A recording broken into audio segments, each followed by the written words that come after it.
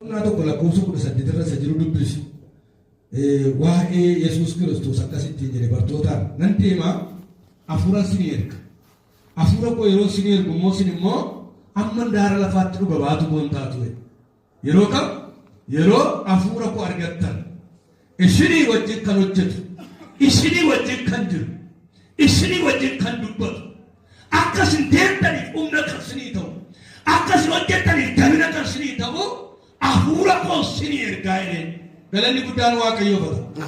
Wanta gati jabeessa jennee jalqabne wanta gata jabeessa dhalli namaa iddootti kennuun dadhabe keessaa inni tokko hafuura qulqulluudha. Hafuura qulqulluun jireenya namootaa kana hoogganuudhaaf, geggeessuudhaaf, bituudhaaf, hojjechiisuudhaaf, fuudhee deemuudhaaf, tulluun sinaa tokkorraan ga'uudhaaf hafuurri qulqulluun qofaasaa ga'a. Galanni waaqayyoo fata. Dabalatan barbaachisu hafuurri qulqulluun. Kanaaf Yesuus Kiristoos maal jedhe nan deema yoon deeme sinii wayya garuu kan sinii wajjinaaf kan sinii dubbatu hafuura koo sinii ergaa jedhe. Galanni waaqayyoo fata. Namni hafuura qulqulluutti amanu nama ayyaanameedha. Namni hafuura qulqulluuf iddoo kennu nama ayyaanameedha. Hafuurri qulqulluun kun Maatoos 1:18 kaaftanii yoo ilaaltan argachuu dandeessu. Waa'ee hafuura qulqulluu waa'ee sagalee waaqayyoo torbee darbe kan irratti dubbanne keessa hafuura qulqulluu kana argamu hafuura qulqulluu kanaan maaltu ta'a jenneetu argamuun hafuura qulqulluu kun humna namaa kenna. Humna namaa kenna. Faarfachuudhaaf humna kenna. Lallabuudhaaf humna kenna. Raajuudhaaf humna kenna. Jiraachuudhaaf humna kenna. Hojjechuudhaaf humna kenna. Ka'uudhaaf humna kenna. Aaruudhaaf humna kenna. Aarsisuudhaaf humna kenna. Maaloo hafuurri qulqulluun galanni guddaan waaqayyoo. Egaa maal gochuutu nurra jira ammoo wanti nuyi beekuu qabnu hafuura qulqulluutti gati kennu. Ilaa wanti jireenya keenya irraa barbaachisu wanti tajaajilaa tokko irraa barbaachisu wanti amanaa tokko irraa barbaachisu hafuura qulqulluuf iddoo kennuudha. Hafuura qulqulluudhaan lallabdee milkaa'uu dandeessu. Hafuura qulqulluudhaan amantee milkaa'uu dandeessu. Hafuura qulqulluudhaan faarfattee milkaa'uu hin dandeessu. Ka'umsi kee hafuura qulqulluudha. Ga'umsi kees hafuura qulqulluudha. Galanni waaqayyoo haa ta'u. Egaa humna yeroo kennu hojii ergamootaa boqonnaa tokko lakkoofsa irraa kaaftanii yoo ilaaltanii hindeemtu jedhe eessaa jalqabdanii? Yihuudaa. Asii eessa? Macaan qulqullummaa jira iddoo sana. Samaariyaa. Maal jedhe? Yihuudaadha jalqaba. Eessaa kaaftanii? Yihuudaa. Yihuudaa. Yihuudaa ni kaaftanii? Hanga Samaariyaa. Eessa dhattu? Samaariyaa. Samaariyaa jedhamatanii amma eessaatti? Handaara lafa. Amma handaara lafaatti jedhama. Ga'umsi kee addanaa kaatee deemsi kee itti fufa malee karaan dhaabattan yoo gaafa hafuurri qulqulluun dhufu. Gaafa hafuurri qulqulluun dhufu deemuudhaaf humna argatta. Deemuudhaaf. Eessa? Jireenya kee kana qulqulleessitee naannoo kee kana qulqulleessitee ofii kee bittee naannoo kee bittee addunyaadhaaf mootummaa waaqayyoodhaaf dhaloota bitta gaafasa. Yoo gaaf ergama hafuura qulqulluutti gati ilaala. Gaafa argama hafuura qulqulluutti ulfina laala. Taarifa hafuura qulqulluun baay'inaan nu wajjin hojjetu hedduusi. Gatii hafuura qulqulluutu nu biratti gatii namaa ta'e.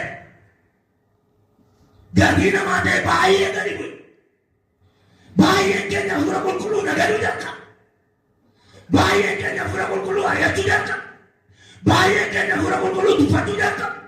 Baay'een keenya hafuura qulqulluutti balbala gaafa tufanne humni nu keessa jiru dhumaa deema. Bilchina nu keessa jirutu gadi bu'aa deema.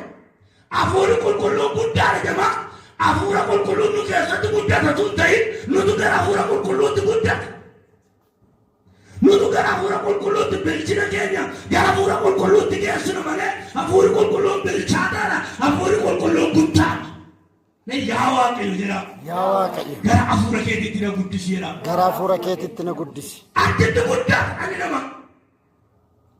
Hafuura qulqulluun nu keessatti guddata tun ta'in bilchinni hafuuraa keenya hubannoo nuyi waa'ee hafuura qulqulluu qabnu yaadi nuyi waa'ee hafuura qulqulluu qabnu gaafa bilchaachaa deemu gaafa guddachaa deemu nuyi namoota Ela yoo akkas ta'eera malee hafuura qulqulluutu nu keessatti guddata miti inni Waaqayyoo. Nutu daangaa keenya gara hafuura qulqulluutti guddifata. Yeroo michummaan keenya hafuura qulqulluu wajjin, tokkummaan keenya hafuura qulqulluu wajjin, yaadi garaa keenya hafuura qulqulluu wajjin waa deemu keessi keenya gammadaa deema, keessi keenya fayyaa deema. Nuuf Yesuus Kiristoos gidduu wanti galu tokkollee jiru gaafa sana. Gaafa nu hafuura qulqulluutti guddachaa deema. Gaafa nu bilchaachaa deema. Egaa waan tokko isinitti hima. Maal gochuu qabnaa isa jedhuuni shakkiiniifne miira hafuura qulqulluutti seenutu nurra jira. Hafuura qulqulluutti guddachuudhaaf, hafuura qulqulluu keessatti bilchaachuudhaaf, hafuura qulqulluu keessatti jabuusuudhaaf shakkiiniifne miira hafuura qulqulluu to'annaa hafuura qulqulluu keessa galuutu nurra jira. Gaafa hafuura qulqulluudhaan to'atamu, gaafa hafuura qulqulluudhaan to'atamu, argigan hafuura qulqulluun to'atamuutu irra jira. Sinii galee iji kan hafuura qulqulluun to'atamuutu irra jira. Gurri kan hafuura qulqulluun to'atamuutu irra jira. Arrabi keenya yookaan dubbannaan keenya hafuura qulqulluudhaan to'atamuutu irra jira. Gaafa sana maal ta'a? Gara hafuura qulqulluutti guddannee jedha. Namoonni tokko arrabi isaanii gara hafuura qulqulluutti guddate. Garaan isaanii immoo hafuura qulqulluu wajjin gargar fagoo. Hawwi isaanii gara hafuura qulqulluutti guddate. Qabatamaan isaan keessa jiru garuu hafuura qulqulluu ari'ate. Waliin galu. Arrabi keenya dibama iji keenyas yoo ilaalu gaarii fakkaata. Garuu gaafa hafuura qulqulluu gadi fageessee diippilii keessa gasseenee ilaalu keessa jiru. Egaa maal gochuu qabna? Miirri keenya guutummaan guutuutti humna hafuura qulqulluu kana keessa jiraachuudhaan to'atamaa danda'utu irra jira. To'atamaa ta'uutu irra jira. Hafuura qulqulluudhaan to'atamuu danda'utu irra jira. Bitamuu danda'utu irra jira. Wantichi waan gati jabeessa waan ta'eef. Meeqa iddoo barbaadan gaafadhaa namni hafuura qulqulluu sirriitti gurguru jira. Jedhu tokko gara Pheexroos faanatti rakkaseetti. Mee hafuuruma kanaa maal godhaa jettee? Nutti gurguraa jette birrii kana sin ilaannaa yookaan saantima qarshii sin ilaannaa hafuura qulqulluu kana nutti gurguraa santiin hojii hojjettan galina birrii keessattuu badee hafuura qulqulluu maal hin ta'u hin gurgura dandeenyaan bi mootonni biyya kanaa danda'anii bitan hafuura qulqulluu sooressoonni addunyaa hafuura qulqulluu bituu danda'an isaamma si faarfachiisu kan isaamma harkisee bidee mana isaa keessa si kaa'u kan kennaa waaqayyoo sii kenna kan gurguddoonni bira ga'uu hin danda'an. Isin dhaloota milkaa'eedha. Ameen. Haleluuyaa. Ameen. Nama milkaa'eedha. Galanni Waaqayyoo haa ta'u. Lafa deeksii fidhannee gareen nuyi deeggaru kubbaa waan galcheef milkoofne miti. Sana miti milkaa'insi keenya irra milkoofne miti. Gaafa dhufnee fuula Waaqayyoo mana Waaqayyoo keessatti argamne nuyi milkoofneerra. Narka walitti rukutaa Waaqayyoo galateeffadhaa waa'ee. Haleluuyaa. Galanni guddaan Waaqayyoo haa ta'u.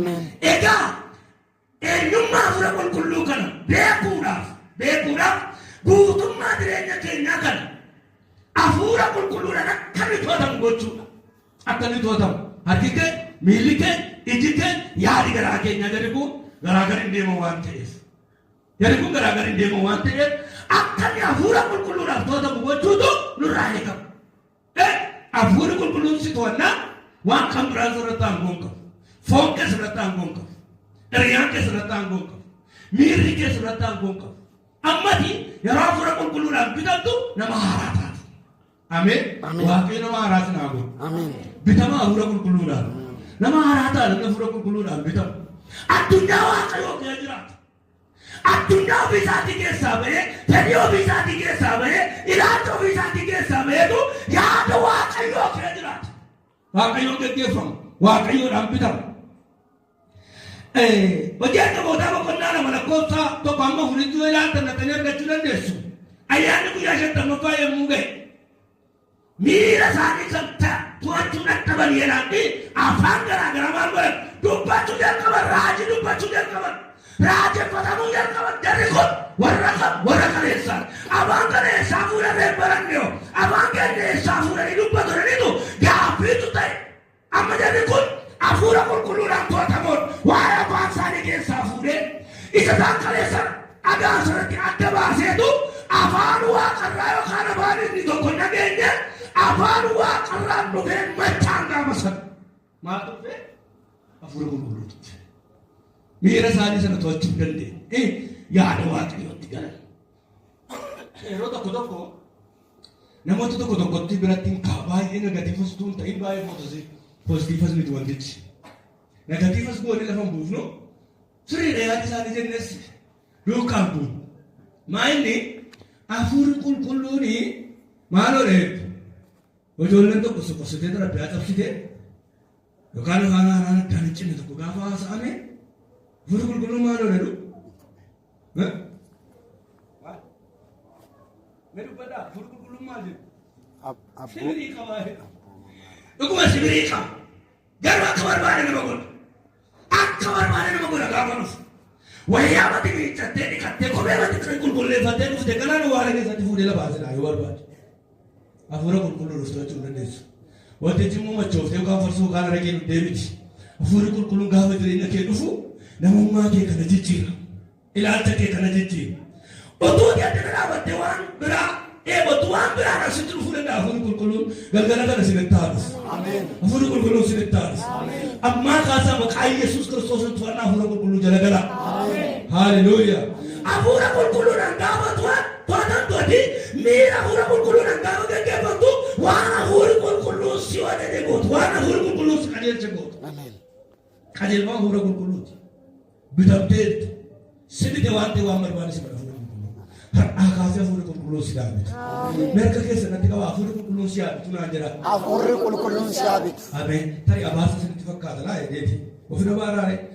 laa ijoollee hafuurri qulqulluun gaafa dhufu gaafa jireenya namaa argatu miira kee kana yaada kee kaleessaa kana jijjiiree ilaalcha kee kana jijjiireetu nama haaraa tokko si godhu Phaawulosin Damaasqootti gaafa itti dhufe balaqeessi waaqarraa lafaan dhaye Phaawulos maaliif adeema waldaanii fuudhaaf adeema amantoota hidhuudhaaf dhiiramatti amantoota hidhuu qaba baafatee deema mootii roomaadhaa fudhatee kan hin shaarame kan hin shaqqabne ajajaa olaanaa akka biyyaatti beekamaa ta'e tokkorraa xalayaa fudhateetu adeemaa jiru maal gochuudhaaf amantoota dhiyachuudhaaf waldaa waaqayyoo diiguudhaaf gaaf tokko garuu balaqeessi dhiqqata waaqarraa dhufe galgala kana sittaa dhufe gaafa sana dabalee waan godhu wallaan hin jaan mandaratti gale qabaatti galeennaani dhaqii gara nama kolagii kana dhufennan Phaawulos tina ergita moo jedhee lakkii Phaawulos jijjiiramee nama haaraa ta'eera haaleluyyaa haaleluyyaa Phaawulos maal ta'eera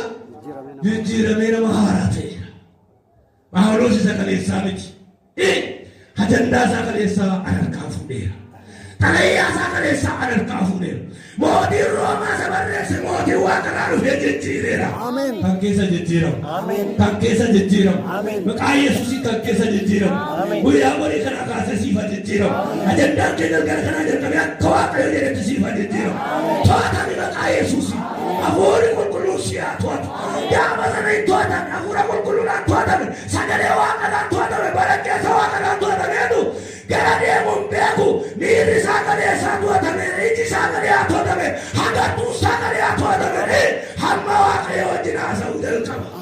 Haaleluyyaa. Haaleluyyaa. Irraa kaasee agartuun kee haa to'atamu. Mallattoo waaqarraan mallatteeffama. Namni isa duriin ta'u gaafa hafuura qulqulluudhaan to'atamu. Namni isa duriin ta'u jijjiirama. Ilaalchi isaan jijjiirama, hojii isaan jijjiirama, adeemsi isaan jijjiirama, yaadi garaa isaan jijjiirama. Waan hundumaatti nama haaraa ta'u. Namni hafuura qulqulluudhaan gaafa to'atamu. Hafuura qulqulluudhaan gaafa bitamu. Hafuura qulqulluun kun dabaa. Hafuurri qulqulluun kun adda. Hafuurri qulqulluun kun adda. Yaaqoob hafuura saddeetirraa ka'e waaqayyotti dhiyaata. Innis isinitti dhiyaataa. Hafuurri qulqulluun kan inni argamu waaqayyotti dhiyaachuudhaan. Isinii galee faarfannaa guuteen hafuura qulqulluun hin guutamu. Lallabaa guuteen hafuura qulqulluun hin guutamu. Raajaa guuteen hafuura qulqulluun hin guutamu. Hafuura qulqulluudhaan kan itti guutamuu dandeessu waaqayyotti dhiyaachuudha. Ameen. Waaqayyotti dhiyaachuudha. Waaqayyoo yeroo kennuudha. Waaqayyoo bara kennuudha. Waaqayyoo guyyaa kennuudha.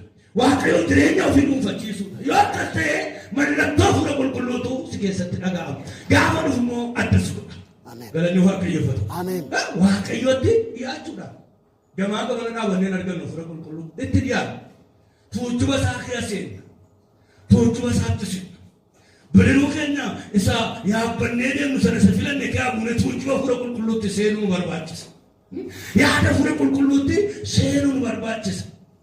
Gaafa dhufu fura qulqulluun kun jamaa adda nama godha. Galanni waaqayyoofatu. Adda si godha. Daaneel boqonnaa shan lakkoofsa 11 kaaftanii yoo ilaaltan waa'ee Belshaazaar argina iddoo sanatti. Daaneel namni afurii waaqayyolii waa'ee Daaneel Belshaazaar yeroo abjootee quba harkaa kan fakkaatu keenya mana isaati irratti gaafa argee waan godhu gaafa wallaalu hinne uwwata. Dubbiin wal keessa jalaabati. Iddoo laaluu jijjiiran. Warra nyaatan gidduutti dubbii kaase, warra dhugan gidduutti dubbii kaase, booniitu ka'e. Maaliif? Harka nama lafarraa gadi fakkaanne tokkotu dhufee keenya mana isaati irratti barreessisu. Eessaa dhufu hiikisa? Akka jette haati manaasaa yaa mootii. Haati isaa yaa mootii.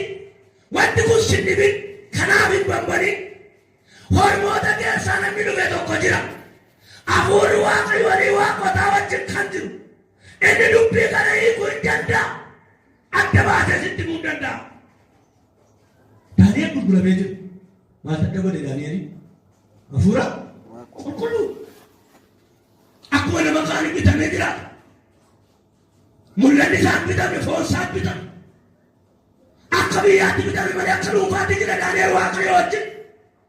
Kanaaf inni biyya keenya keessa furmaanni jira. Namni ayyaanni waaqayyo wajjin jiru. Namni hafuurri waaqayyo wajjin jiru tokko jira. Raafamin. Waaqayyoof galanni guddaadha. Galanni guddaan waaqayyoof. Kuma uffatanii tokko 38 waa'ee Yoosef dhattanii argee ilaaluu dandeessu. Akkas jedhe mootii. Jara kana gochuu kan danda'u nama waaqayyo yoo ta'e nama hafuura qulqulluu keessa jiru yoo ta'e malee eenyutu danda'a jedhe. Bari beelaa torba, bari quufaa torba, bara kana immoo midhaan walitti qabii kaayi jedhee yoo ni dubbate nama hafuurri waaqayyo keessa jiru, nama ergaa waaqayyo keessa jiru, nama sagalee waaqayyo keessa jiru malee kana maatu danda'a jedhe. Daani'eliin Yoosefin maaltu adda godhe jama? Hafuura qulqulluudha. Lachuun isaanii bitamanii jiru, gurguramanii jiru, biyya ormaa keessa jiru. Bitamanii jiru akka namaatti gaafa laalan mirga qaban. Adda kan si godhu siin hafuura waaqayyooti. Hormootarraa adda kan si godhu. Jira warra jedhanirraa adda kan si godhu hafuura waaqayyooti. Namummaa kee haaressee akka ati barbaadan akka ati nama hummaataadhaan kan si godhu ayyaana waaqayyooti. Kun immoo jamaa qollee jira kan baratu miti.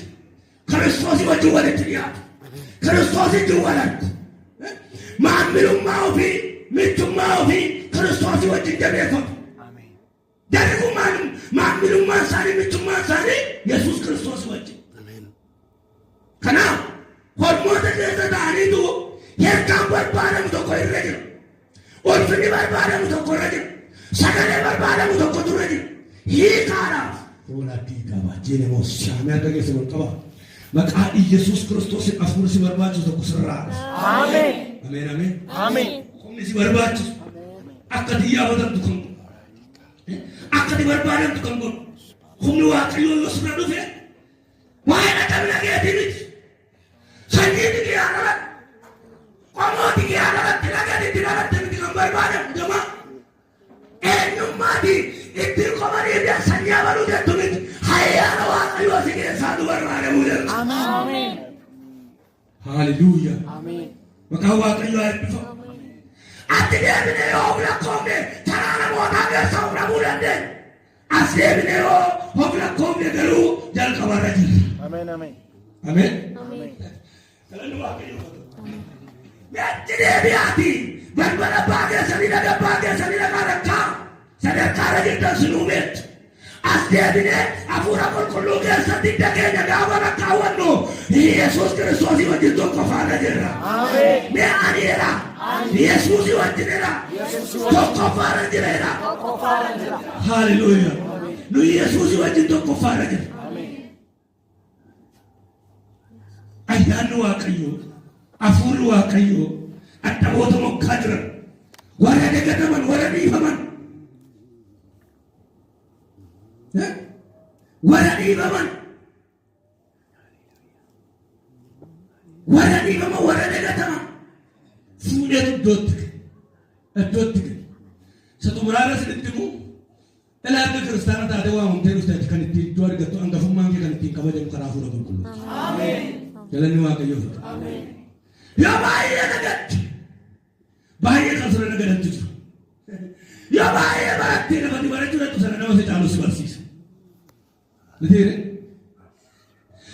Yoo baay'ee fidde nama si caalaa fi gari keetii galmeessitu jiru. Argite? Dhumaa fuudhee dura kan nama godhu hafuura qulqulluu. Inni bara nama natti haa mallatteessu. Inni jireenya kee haa mallatteessu.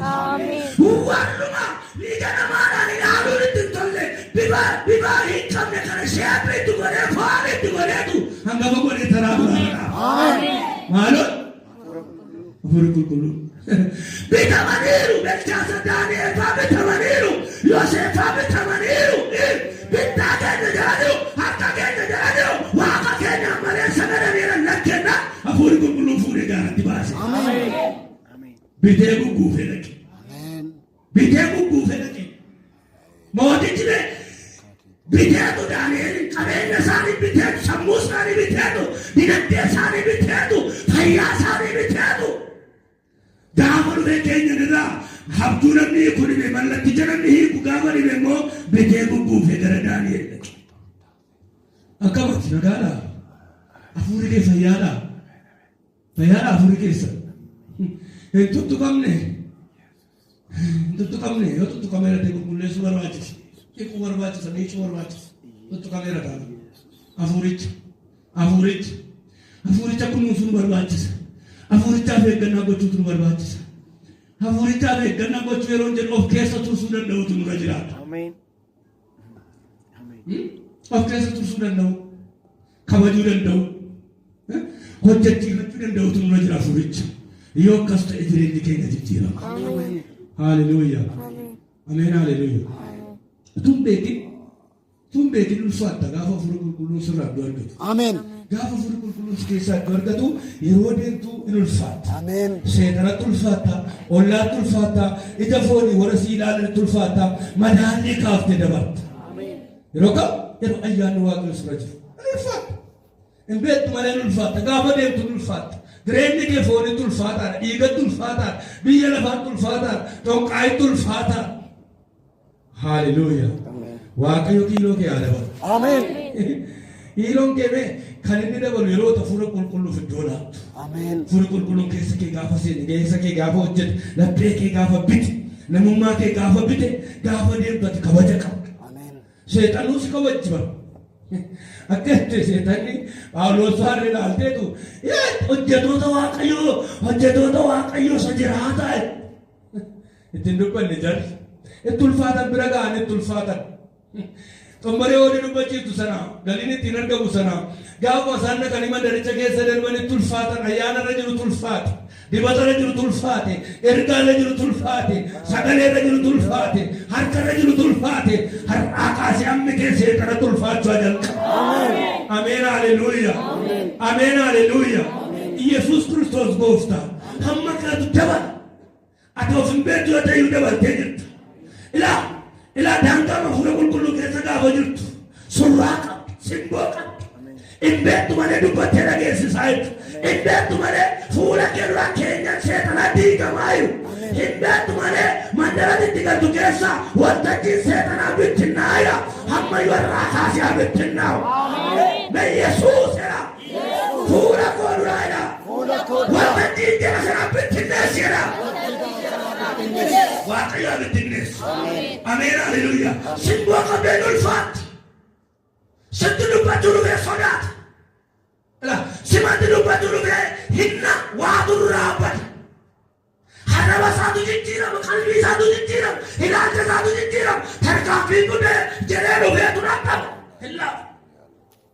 mogoleetu jalatti bushaa. Maaliif waan surra jirutu gati guddaa qaba. Ameen haleluuyaa. Baay'ee ofiin tuffatina gaafa ayyaana waaqayyoo keessa jiraattan. Waa'ee hafuuraa nama hafuuraatu beeka. Waa'ee hafuuraa, ga'umsa hafuuraa, ulfaatina hafuuraa, cimina hafuuraa nama hafuuraatu beeka. Isa keessa waan hin jirre si keessa waan hin jirretti fakkaachuu danda'a akka biraatti. Sinii galee isa keessa waan hin jirre si keessas waan hin jirre fakkaachuu danda'a. Inkan waan hafuuraa yoo siqanii kan nama isaa argan nama agar. Amma mee waan hafuuraa si keessa jira ta'e wanti na keessa jiru kun si harkisa. Wanti hafuurri kun qulqulluun kun si keessa jira yoo ta'e si tuqee jira yoo ta'e si bitee jira yoo ta'e gaafa obboleessi kee faarfatu hafuurri qulqulluun si tuqa. Hin dammaka. Maali garaa Elsaabeetiif garaa Maariyaam keessaa haanii burraaqanii jedhama macaafa qulqulluu. Haanii burraaqanii. Namoonni tokko gaafa hafuurri qulqulluun hojjetu gadi taa'u. Isa isaan keessa jirtu isa ka'ume isa burraaqu walitti burraaqu kanaaf taa'e baga taa'e bajara sanaa bakka walitti rukutaa baga taa'anii. Maali gammadanii fi isa isaan keessa jirtu isa barbaadamu.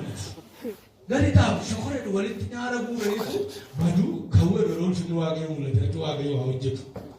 Isa garaa Maariyaam keessa jiru garaa Elsaabeet keessa jiru miti wantichi faallaadha. Faallaadha kanaaf taa'uu barbaaddata kanaaf boqachuu barbaaddata kanaaf ciisuu barbaaddata waaqayyo isaa ifatu. Budaa'u. Waaqayyo isaa ifatu jira. Waaqayyo isaa ifatu. Ani Elsaabeet keessa jiruu fi kan Maariyaam keessa jiru gaafa dhaqanii wal simachuu jalqaban maali? Hafuura qulqulluudhaan mallatteeffamanii jiru. Wal beek. Dasaadhamanii hojjetaan keessaa sun nutti dhufee yetti tokko. Dasaadhamanii kwaarii geggeessa daandii. Jabaa wanti nu keessa jirutu jiraate wal dubbisuudhaaf nama dhaabannee dabarsine walitti adeemu. Wanti nu keessa jiru. Ergami nu keessa jiru. Dibani nu keessa jiru. Sagaleen nu keessa jiru. Waamichi nu keessa jiru. Inni jireenya keenya qabatee jiru. Inni laphee keenya qabatee jiru walitti gammaduu jalqaba. Galanni guddaa waaqayyoo godhu. Ameen. Kanaaf inni garaa isaanii keessa jiru walitti gammade. Hafuurri qulqulluun gammadaa. Inaaf hin bambamu. Of hin nyaatu lafa hin citu. Ba'uuf karaa barbaaddatu. Maaloon? Hafuurri qulqulluu. Hafuurri qulqulluun kun dama jireenya namaa kana keessatti geggeessa. Gara namaa dhufe geggeessa. Si geggeessa hafuurri qulqulluun. Hafuurri qulqulluun gaafa dhufu jireenya kee geggeessa. Mana kee geggeessa. Namummaa kee geggeessa. Hojii kee geggeessa. Ofii masaaf hoogganaa hafuurri qulqulluun. Galanni waaqayyoof haa ta'u. Hafuurri qulqulluun ofii masaaf hoogganaa. Ofii masaaf geggeessa. Si bilcheessa. Gara dhugaa beekuutti gara qajeelummaatti gara jireenyaatti si geggeessa. Hafuurri qulqulluun kun gaafa gara namaa dhufu argamuusaa keessa hin geggeeffamta si geggeessa. Hafuurri qulqulluun kun si fuudhee adeema. Karaa ga'ee sin dhiisu jamaa. Karaa ga'ee sin dhiisu. Boqonnaa 40 lakkoofsanii kaaftanii argachuu dandeessu namoonni Israa'el. Hamma deemaa turan sanatti yeroo duumessi godoo isaan ilaalanii deema wajjin deeman irraa ka'u kaanii adeemu. Yeroo duumessi waaqayyoo dhufee godicha na buufatu waan ta'u achuma bulu achuma jiraatu. Bara kakuu moofaatti duumessa jedha. Sagalee waaqayyoo hafuura qulqulluudha. Duumessaan geggeessa. Guyyaa utubaa duumessaatiin galgala utubaa abiddaatiin geggeessa. Kan inni jedhu sun hafuura qulqulluudha. Hafuura qulqulluutu isaan geggeessa. Ilaa karaa isaan irra deeman markaa isaan dhaqanii ce'an biyya isaan keessa buufatan hafuura qulqulluutu bifa duumessaan geggeessa. Atis har'a hafuura qulqulluudhaan hoogganamtee jirtu yoo ta'e si geggeessa. Ameen. Haqee boolla irra sin dhaabu hafuura qulqulluun. Ameen. Mana barbaachifne sin dhaabu. Mandaan barbaachifne keessa sin dhaabu hafuurri qulqulluun si keessa jira yoo ta'e. Si bitee jira yoo ta'e. Si keessatti mul'atee jira yoo ta'e. Si keessatti argamee jira yoo ta'e. Hafuurri qulqulluun iddoon barbaachifne na keessa hin dhaabu. Inni iddoon barbaachifne dhaloota dhaabu hafuura qulqulluu miti hafuura seexanaati. Hafuura seexanaati. Hafuura hamaa. Yaada waaqayyoo keessaa dhaloota kan baasu. Bittaa hafuura qulqulluu jalaa kan baasu. Hiddoon taane dhaloonni akka raawwatan waan hin taane dhaloonni akka dubbatan kan godhu hafuura qulqulluu miti inni hafuura hamaa. Namni akkas si godhu yoo jiraate tokko biyyi jirratti gaarii. Kana si godha yoo ta'e jira yoo ta'e itti dhaggahamti yoo ta'e itti mul'atti yoo ta'e daftee hafuura kana mormuutu sirra jira galuutu sirra jira si gaggeessa hafuura qulqulluu kallattii si agarsiisa si barsiisa. Hafuurri qulqulluun barsiisaadha sagalee Waaqayyoo. Isa irraa yoo baratte barsiisaa kan biraa si barbaachisu ofii masaaf gaadha bilchaata. Galanni guddaa Waaqayyoo fatu. Hafuurri qulqulluun gaadha bilchaata. Isaan hogganamaa erga taanaan si gaggeessa karaa sitti agarsiisa si bita. Si bita. Maal gochuun akka sirra jiru. Eessa dhaquun akka sirra jiru. Eessatti deemuun akka sirra jiru. Maal gochuu guyyaa walii maal akka gootu dinagdee kee maaliin akka qajeelfattu. Dinagdee kee maaliin akka qajeelfattu. Bara gar maal akka hojjettu. Galgala kana maal akka gootu. Bor maalitti akka waliin hafuurri qulqulluun si qajeelcha barsiisa. Barsiisa. Saba Israa'el sun biyya deemu. Homaa waan argaa jirani jiran. Yeroo hafuurri qulqulluun dhufee lafa buufatu yookaan godoo isaan irra buufatu dunkaana isaan irra buufatu achuma taa'u. Yeroo duumessichi dhufee adeemsa karaa isaatiin dhufu maduukaa deemu. Gaggeessa. Jamaa namoonni hafuura qulqulluudhaan gaggeeffaman hafuura qulqulluu of keessaa qaban baay'ee namaan olii gadi raafaman. Hin dhaabatu Waaqayyotti dubbata qajeelfama jireenyaa kenna hin barsiisa hin hubachiisa. Kanaaf nuyi maal gochuutu nurra jira hafuura qulqulluu maal gochuu iddoo kennuudha. Akka hafuurri qulqulluun gara keenya dhufuuf hawwachuu jireenya keenya hafuura qulqulluuf kennuudha. Baay'ee hafuurri qulqulluun tajaajilu duwwaaf nu gargaara miti. Wangeela lallabuu duwwaadhaan miti. Faarfachuu duwwaadhaan miti. Hafuurri qulqulluun kan nu gaggeessu. Raajii akka dubbannu duwwaadhaan miti. Jireenya keenya akka qajeelfannu sammuu gaariidhaan akka yaadu waan gaarii tokko akka hojjennuuf hafuurri qulqulluun nu qajeelcha. Gaggeessaa humna keenyaati hafuurri qulqulluun. Gaggeessaa jireenya keenyaati hafuurri qulqulluun. Gaggeessaa karaa keenyaati hafuurri qulqulluun. Hafuurri qulqulluun nu mariisa. Hafuurri qulqulluun nuuf ibsa waan ta'uuf jiru waan hojjechuuf jiru nuuf ibsa. Namoota lallaban duwwaa miti hafuura qulqulluudhaan gaggeeffamuu kan isaan irra jiru. Namoota faarfatan duwwaa ta'uu miti. Namoota raajan duwwaa miti hafuura qulqulluudhaan kan gaggeeffaman. Namoonni Kiristoositti waamaman hafuura qulqulluudhaan gaggeeffamuu qabu. Waan hafuura qulqulluu kun yeroo tokko yeroo dubbannu yookaan yeroo yaadnu waa'ee tajaajiltoota dhannee keenya hafuura qulqulluu qabu.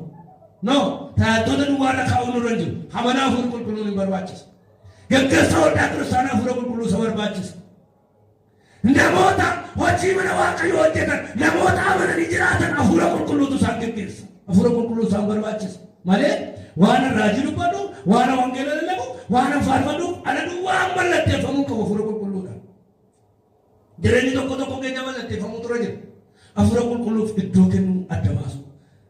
Akkamittiin gara hafuura qulqulluutti dhufna. Isa jedhu yoo Waaqayyoo jedhe booddee ilaalla galanni Waaqayyoo fatu. Amma gaarii qaba. Gaarii dhaabamne kadhata. Egaa.